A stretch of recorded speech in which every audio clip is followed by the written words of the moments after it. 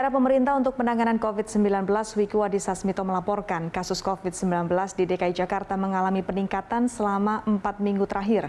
Untuk itu pemerintah daerah diharapkan dapat menindaklanjuti kenaikan kasus COVID dalam 2 minggu ke depan untuk menekan terjadinya lonjakan kasus COVID-19 di awal tahun. Wiku mengatakan terjadi kenaikan kasus aktif nasional selama 1 minggu terakhir, yaitu dari 1.215 kasus menjadi 1.409 kasus. Kenaikan kasus nasional dikontribusi oleh jumlah kasus COVID-19 dari 2 provinsi, yakni DKI Jakarta dan Kepulauan Riau, yang telah mengalami kenaikan jumlah kasus aktif selama 4 minggu terakhir. DKI Jakarta mengalami kenaikan jumlah kasus aktif dari 212 kasus menjadi 526 kasus. Sementara Kepulauan Riau mengalami kenaikan kasus dari 2 kasus menjadi 168 kasus dalam kurun waktu 4 minggu.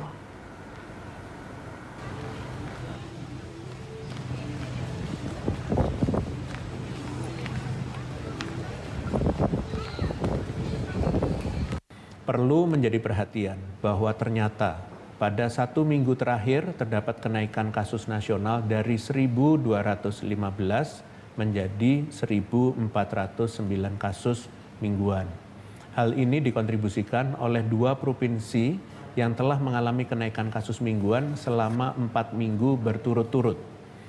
Provinsi tersebut adalah DKI Jakarta dan Kepulauan Riau. DKI Jakarta kasusnya terus meningkat dari 212 menjadi 254.